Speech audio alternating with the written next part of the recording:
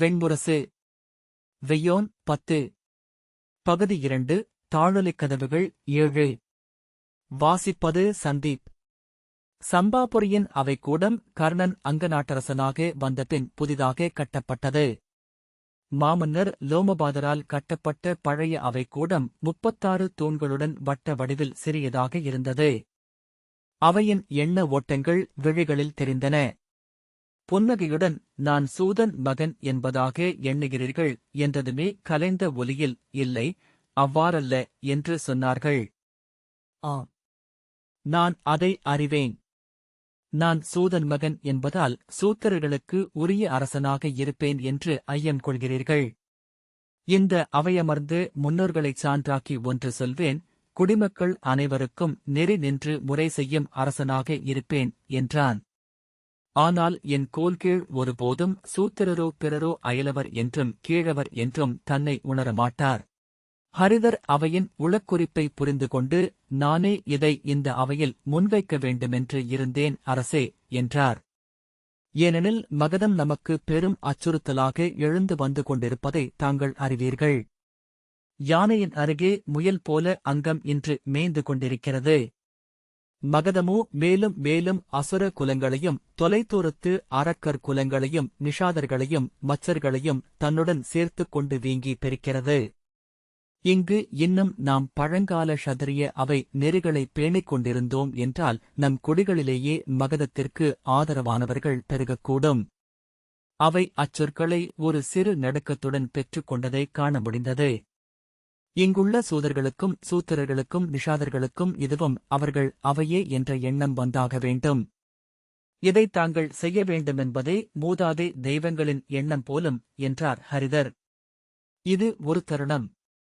இதை தவறவிட்டால் மேலும் பழி பெருகும்.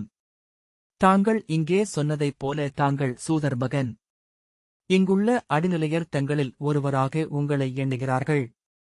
தாங்களும் இதைச் செய்யவில்லை என்றால் இனி அது இங்கே நிகழப்போவதில்லை என்ற கசப்பே என்றும். அந்த வலுவான கூற்றை மீறிச் செல்ல அவையினரால் முடியவில்லை. வைதிகரான விஷ்ணுசர்மர் ஆனால் சூத்திரர் அவை புகுந்தால் என்று தயங்கினார். கர்ணன், கூறுங்கள் வைதிகரே, தங்கள் கூற்று மதிப்புடையதே என்றான். சூத்திரர் ஏன் அவை புகக்கூடாது என்று முன்னர் சொன்னாரென்றால் அவர்களின் குடிகளின் எண்ணிக்கை மிகுதி. குடிக்கொரு உறுப்பினர் என்று இங்கு அமரச் செய்தாலும் அவையை அவர்களே நிறைப்பர். இங்கு அவர்களின் குரலே மேலோங்கி ஒலிக்கும் என்றார் விஷ்ணுசர்மர். மேலும் ஒன்றுண்டு. இதுகாரும் அவர்கள் அரச நெறிகளில் ஈடுபட்டதில்லை என்பதால் அது குறித்த அறிமுகமோ இனிமேல் கற்றுத் தெளியும் நூற்பயிற்சியோ கொண்ட நிலை பிறழா உறுதியோ அவர்களுக்கு இருக்க வாய்ப்பில்லை. கர்ணன் மறுமொழி சொல்வதற்குள் ஹரிதர், நன்று சொன்னீர் வைதிகரே, அவை அனைத்தையும் நாம் கருத்தில் கொண்டாக வேண்டும் என்றார். ஆனால் இவை இன்றுள்ளனவா என்று பார்ப்பதைக் காட்டிலும் இவற்றை எவ்விதம் களைவது என்பதே நமக்கு முதன்மையானது. மகதத்திலும் இந்திரபிரஸ்தத்திலும் அனைத்து குலங்களும் அடங்கிய பேரவைகள் எங்ஙனம் செயல்படுகின்றன என்று பார்த்தாலே அதற்கான விடை கிடைத்துவிடும். அதை செய்வோம். நாமொன்றும் புதிதாக எதையும் தொடங்கவில்லை என்ற பின் பிறர் மறுமொழி பேசுவதற்குள் மகதத்தின் உயர்குடிகள் தங்கள் கீழ்க்குடிகளை பயிற்று எடுக்க முடியும் என்றால் நம்மால் மிக எளிதாக முடியும். நாம் நம் அறத்திறனால் மேலும் நல்லெண்ணத்தை ஈட்டியவர்கள். நம் முன்னோர் காலம் முதலே கீழ்க்குடிகள் நம்மை தந்தையரென எண்ணி வருபவர்கள் என்றார். அவையினரில் சிலர் பேச விரும்பி அறியாது அதற்கான உடலசைவை உருவாக்கினர். ஆனால் ஒட்டுமொத்தமாக அவையினருக்கு அவர்கள் எழுப்பும் அனைத்து ஐயங்களுக்கும் ஹரிதர்தான் மறுமொழி சொல்லப் போகிறார் என்பது தெளிவானது. எனவே மேற்கொண்டு குரல்கள் எழவில்லை. ஹரிதர் புன்னகைத்து தலைவணங்கி, பேரவையில் மறுபடியும் வினாக்கள் எழாதது அது உளவுப்புதலை அளித்துள்ளதையே காட்டுகிறது அரசே என்றார். கர்ணன் அவரை திரும்பி நோக்கிவிட்டு, அல்லது சொல்லத் தயங்கியவர் எவரேனும் இருந்தால் எழுந்து உரை எடுக்கலாம் என்றான். அவையில் பலரிடம் எழப்போகும் உடல் அசைவுகள் எழுந்தாலும் எவரும் எழவில்லை.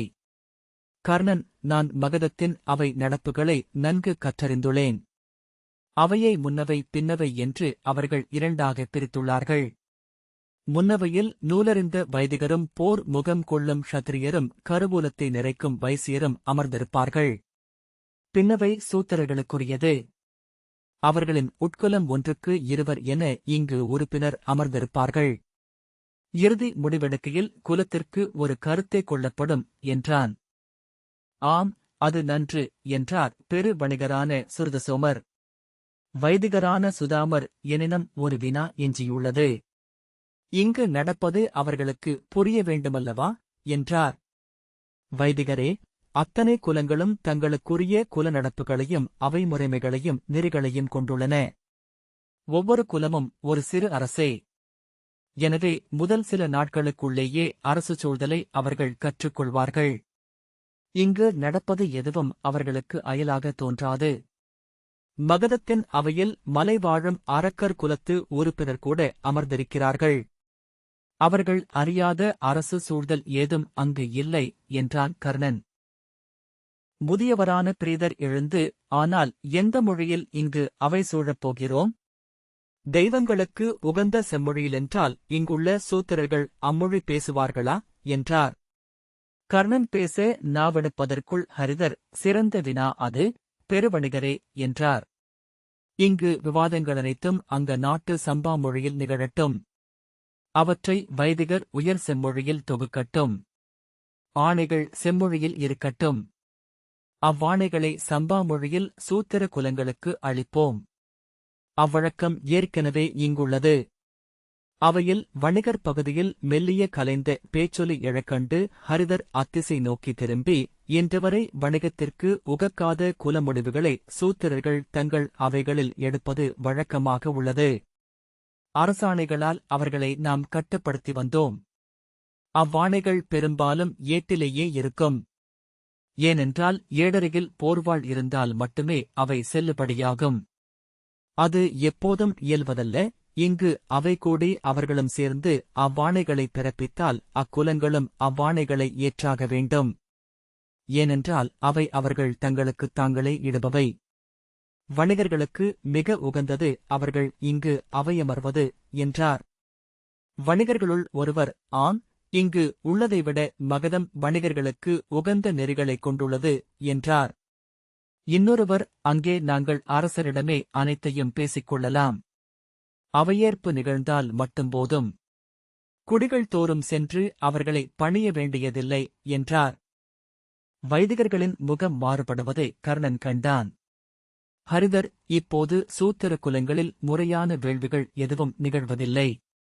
அவர்களின் குலச்சடங்குகளுடனே நின்றுவிடுகிறார்கள். இங்கு குலத்தலைவர்களாக வருபவர்களுக்கு அரசு முறையாக தலைப்பாகை கட்டும் உரிமையை அளிப்போம். செங்கோல் ஏந்தும் பொறுப்பையும் அளிப்போம். அதன்பின் அவர்களும் அரசர்களே. அவர்களின் குடிவாழும் சிற்றோர் தொகை வைதிக நோக்கில் ஓர் அரசே. அவர்கள் சிறிய அளவிலேனும் வேள்விகளை செய்தாக வேண்டும் என்றார். வைதிகர்களின் முகங்கள் மாறுவதைக் கண்டு கர்ணன் புன்னகையுடன் ஹரிதரை பார்த்தான். ஹரிதர் சிரிப்பு உணர்ந்த விழிகளால் அவனை பார்த்துவிட்டு, படைக்குலத்தாருக்கு மாற்றுக் கருத்து இருக்காதென்றே நினைக்கிறேன் என்றார். க்ஷத்திரிய தரப்பிலிருந்து பலர் எழப்போனாலும் அவர்களின் தலைவராகிய முதிய படைத்தலைவர் கருணகர் கசப்பு படிந்த புன்னகையுடன் சுற்றி வளைத்துவிட்டீர் ஹரிதரே. உங்களை அமைச்சராக அடைந்த அரசர் நல்லோள் கொண்டவர் என்றார். ஹரிதர் புன்னகைத்தார். அவை முடிவெடுத்துவிட்டது. நான் இங்கு சொல்லெடுக்க இனி ஏதுமில்லை. எங்கள் வாள்களும் வேல்களும் அரியணைக்கு கட்டப்பட்டவை என்றார் கருணகர். ஆம், அவை முடிவெடுத்துவிட்டது என்றபின் ஹரிதர் திரும்பி கர்ணனிடம் தங்கள் ஆணை என்றார். இந்த சிற்றவையில் அனைவரும் முறைமைப்படி அமர இடம் இருக்காது. அருகே ஒரு பெரிய அவை கூடத்தை அமைப்போம் என்றான் கர்ணன். அவை கலைந்த குரலில் அதை ஆதரித்தது. இந்த அவை ஏற்ற எண்ணங்கள் அரசாணையாகின்றன. அவை இந்த அவையையும் இதனால் ஆளப்படும் அங்க நாட்டையும் இங்குள்ள குடிகளையும் இனிவரும் குடிவழிகளையும் கட்டுப்படுத்தும். ஆம், அவ்வாறே ஆகுக என்றார் ஹரிதர். கையசைத்து ஆணைகளை எழுதும்படி ஓலை நாயகங்களுக்கு ஆணையிட்டார். அந்த அரசாணை சம்பாபுரியின் மக்களை திகைக்க வைத்தது. தெருக்கள் தோறும் அங்காடித் திண்ணைகள் அனைத்திலும் இல்லங்களிலும் பள்ளியறைகளிலும் கூட சில நாள் அதுவே பேச்சென இருந்தது. இனி இச்சூத்திரத் தலைவர்கள் பல்லக்கில் ஏறி தலைப்பாகையும் கோலும் ஏந்தி நம் தெருக்களில் செல்வார்கள் போலும் என்றார்கள் உயர்குடிகளின் மூத்தோர். இப்போதே அவர்களிடம்தான் பொருள் சென்று சேர்ந்து கொண்டிருக்கிறது. இனி அப்பொருளை படைக்கலமாகவும் மாளிகைகளாகவும் மாற்றிக் கொள்வார்கள். அதன் பின் சொல் நம்மிடம் இருந்து அவர்களுக்கு செல்லாது. அவர்களிடமிருந்து நமக்கு வரும் என்றனர் க்ஷத்திரியர். ஆனால் வைசியர் அச்செய்தியால் ஊக்கமடைந்தனர். இங்கு வரும் அனைத்து குலங்களிடமிருந்தும் அவர்கள் ஊர்களில் முழுமையாக வணிகம் செய்வதற்கான வெண்கலப் பட்டயத்தை நாம் பெற்றுக்கொள்ள வேண்டும் என்றார் கடைத்தெருவின் பேச்சவையில் முதிய வணிகரான சுபகர். அவர்களின் பொருள்மாற்று வணிகத்திற்கான பொருள் மதிப்புகளை வரையறை செய்ய வேண்டும். அவர்களின் நாணயமாற்றை முறைப்படுத்த வேண்டும். வணிகரான ஷிப்ரர் நமக்கு அவர்கள் வாய்ப்பளித்தால் நாமே அனைத்தையும் வகுத்தளிக்க முடியும் என்றார். நமக்குத் தேவை உள்ளே செல்வதற்கான ஒப்புதல். நம்மை வெளியேற்றுவது அவர்களின் பொறுப்பு என்றார் மெலிந்த வணிகரான குசிகர். கூடியிருந்தவர்கள் நகைத்தனர். சூத்திரர் குலங்களில் அந்த அரசறிவிப்பு கர்ணன் நினைத்தது போல ஒற்றைப் பெருங்குரலில் வரவேற்கப்படவில்லை. ஐயங்களும் மாற்றுக் கருத்துகளுமாக பல மாதங்கள் சொற்கள் அலையடித்தன. ஒவ்வொரு குலமும் அரசின் அவையில் தங்களுக்குரிய இடம் எதுவாக இருக்கும் என்று ஐயுற்றன. பிற குலங்களுக்கு மேலாக ஒரு இடம் என்பதே அவர்கள் எண்ணத்தில் இருந்தது. ஆனால் அப்பிற குலங்களின் பெயர்களைக் கூட அவர்களால் முழுமையாக சொல்ல முடியவில்லை. நாங்கள் மாமன்னர் அங்கரின் காலத்திற்கு முன்னரே இங்கு குடியேறி நிலம் திருத்தி கழனி சமைத்து கூலம் கொண்டவர்கள். எங்கள் அடுமனைபுகை கண்டு வந்தவர்கள் பிறர். எங்களுக்கான தனி இடம் அவையில் அமையும்போது மட்டுமே நாங்கள் வர முடியும். எந்நிலையிலும் மேழைக் கூட்டத்தார் எங்களுக்கு நிகராக அவையமரக்கூடாது என்றனர் ரிஷப கூட்டத்தினர். நாங்கள் இங்கு வரும்போது ரிஷப கூட்டத்தினர் 12 சிறு வயல்களுடனும் 7 கன்றுகளுடனும் ஈச்ச ஓலை குடில்களில் வாழ்ந்தார்கள். நாங்கள் 1008 கன்றுகளுடனும் அவற்றுக்குரிய மேழைகளுடனும் இங்கு வந்தோம். அவர்கள் மேழை பிடிக்க கற்றுக்கொண்டதே எங்களிடமிருந்துதான் என்றனர் மேழைக் கூட்டத்தினர். இன்று எங்களிடம் விதைநெல் வாங்கி விதைப்பவர்கள் ரிஷபர்கள்.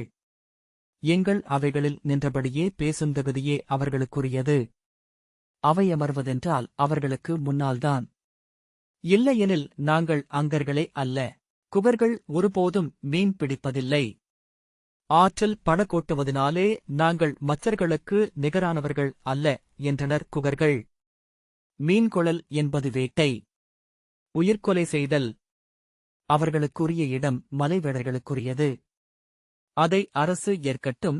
அவையமர்தலைப் பற்றி பேசுவோம். ஆனால் மச்சர்கள் மீன்பிடித்தல் வேறு, வேட்டை வேறு. வேட்டையாடும் வேடர்கள் எண்ணவும் சொல்லவும் அறிந்து உயிர்களைக் கொன்று பழி சூழ்பவர். மீன்களோ விழிகள் மட்டுமே கொண்டவை. எனவே எங்களுக்கு கொலைப்பாவம் இல்லை. நாங்களிருக்கும் அவையில் வேடர்கள் நிகரென அமர்ந்தால் எங்கள் மூதாதையருக்கு மறுமொழி சொல்ல இயலாது என்றனர். ஒவ்வொரு நாளும் ஒவ்வொரு குலத்திலிருந்து உறுப்பினர்கள் வந்து கர்ணனைக் கண்டு தங்கள் குல மேன்மையையும் குடிவரலாற்றையும் தெரிவித்துக் கொண்டிருந்தனர். திகைத்துப் போய் அவன் ஹரிதரிடம் என்ன செய்வது? தேனைக்கூட்டை கலைத்துவிட்டோம் போலிருக்கிறதே என்றான். இவர்கள் எவரும் பிறரை ஒப்புக்கொள்ள சித்தமாக இல்லை. ஓர் அவையில் இவர்களை அமர வைப்பதும் எளிதானதல்ல. ஒவ்வொருவரும் தங்கள் பின் உள்ள ஒருவரை விட மேலானவராகவும் மேலே உள்ள ஒருவருக்கு நிகரானவர்களாகவும் காட்டிக்கொள்ள முயல்கிறார்கள். இவர்களைக் கொண்டு ஓர் அவையை அமைப்பது இயலுமென்றே தோன்றவில்லை. ஆனால் அது இயல்பு. பாரத வருஷத்தின் எந்தப் போர்க்களத்திலும் மனிதர்கள் ஒன்றாக நிற்பதில்லை, ஒன்றாக இறப்பதில்லை என்றார் ஹரிதர். நாம் 100,000 குலங்களின் பெருந்தொகை என்றான் கர்ணன். ஆம், ஆனால் மிக எளிதாக இச்சிக்கலை கடந்து செல்ல முடியும் என்றார் ஹரிதர். அதற்கு தொன்று தொட்டே நூல்கள் காட்டிய வழிகள் உள்ளன. வைதிகரின் குலமே அதன் பொருட்டு உருவாக்கப்பட்டதுதான். கர்ணன் அவரையே நோக்கிக் கொண்டிருந்தான். புன்னகையுடன் அவர் சொன்னார், இங்கு ஒவ்வொருவரும் தேடி வருவதிலிருந்து நாம் அறிவது ஒன்றுண்டு. அத்தனை பேரும் இங்கு அவையில் அமர விழைகிறார்கள். அதைவிட குறிப்பானதொன்றுண்டு. ஒவ்வொருவரும் தங்கள் சார்பில் அவையமர்பவர் எவர் என்று முடிவு எடுத்து அனுப்பியிருக்கிறார்கள். திகைப்புடன் சிரித்து ஆம் என்றான் கர்ணன். இங்கு ஒருமுறை வந்தவர்கள் இனி அவையில் தங்களுக்கு இடம் தேவையில்லை என்று முடிவெடுக்க மாட்டார்கள்.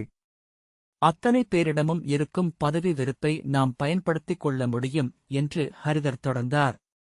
கூடையில் இட்ட பொருட்களை குலுக்கினால் அவையே ஒன்றுடன் ஒன்று முட்டி மோதி புகுந்தும் விலகியும் தங்கள் இடங்களை அமைத்துக் கொள்ளும். அதற்குரிய காலத்தை அளிப்பதே நமது பணி. ஹரிதரின் ஆணைப்படி 308 வைதிகர்கள் அடங்கிய பெருங்குழு ஒன்று அமைக்கப்பட்டது. சம்பாபுரியின் வெளிமுற்றத்தில் ராஜ்யக்ஷேம வேள்வி ஒன்று இயற்றப்பட்டு அதன் அவியுணவு சூத்திரர்களுக்கும் அனைத்து குலங்களுக்கும் என இணையாக பகுக்கப்பட்டது. அந்த வேள்வியன்னத்துடன் வைதிகர்கள் சூத்திரக் குடிகளின் தலைவர்களை தேடிச் சென்றனர். கர்ணன் இது எங்ஙனம் அமையும் என்று ஐயம் கொள்கிறேன் அமைச்சரே என்றான். ஹரிதகர் ஆரியவர்த்தம் இவ்வண்ணம் அமைந்து வந்ததற்கு ஒரு வழிமுறை உள்ளது. பல்லாயிரம் ஆண்டுகளாக இந்த நதி தன் பாதையை கண்டடைந்துள்ளது. ஆற்றுக்கு வழி சொல்ல வேண்டியதில்லை, கரை கட்டினால் போதும் என்றார். 3 மாதங்களுக்குள் அவர் விழைந்ததே நடந்தது. அத்தனை சூத்திர குலங்களின் குலதெய்வங்களும் வைதிக ஒப்புதல் கொண்டன. அவற்றுக்கு தொன்மங்கள் வகுக்கப்பட்டு சூதர்களால் பாடப்பட்டன. விஷ்ணுவும் சிவனும் பிரம்மனும் தேவியரும் அவர்களுடன் ஆடினர். அக்கதைகளின்படி அவர்களில் எவர் மேலோர் எவர் கீழோர் என்று உறுதிப்பட்டது. குலத்திற்கொரு வேள்வி முறைமை பிறந்து அதை இயற்றும் வேதியர் குலமும் உறுதியாயிற்று. சம்பாபுரியில் கர்ணன் நுழைந்த முதல் வருட நிறைவன்று ஒருங்கிய பெருவிழாவில் சூத்திரர் குலங்கள் அனைத்தையும் அவைக்கு வரவழைத்தான். அவற்றின் குடித்தலைவர்கள் தலைப்பாகையும் வாளும் சால்வையும் பல்லக்கில் ஏறும் உரிமையும் அளிக்கப்பட்டு குலக்குறியும் பட்டமும் கொண்டனர். அவர்களின் குலங்களுக்கு முன்னரே இருந்த அடையாளங்களை ஒட்டி அப்பெயர்கள் அமைந்தன.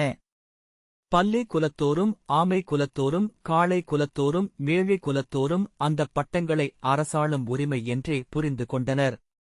உண்மையிலேயே அவை அரசுகள்தான் என்றார் ஹரிதர். இருபுறமும் கூர்மை கொண்ட வாளென்று அதை சொல்வார்கள். நாமளிக்கும் பட்டத்தைக் கொண்டு தங்கள் குலத்தை முழுமையாக அவர்கள் கட்டுப்படுத்துவார்கள். பட்டத்தை அளித்தமைக்காக நமக்கு நன்றியுடன் இருப்பார்கள். ஒரு தருணத்திலும் நமக்கெதிராக ஒரு சொல்லையும் அவர்கள் சொல்ல முடியாது.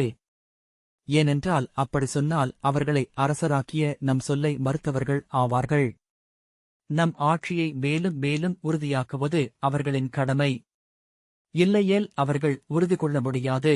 கர்ணன் நகைத்து இத்தனை எளிதானது இது என்று நான் எண்ணியிருக்கவில்லை அமைச்சரே என்றான்.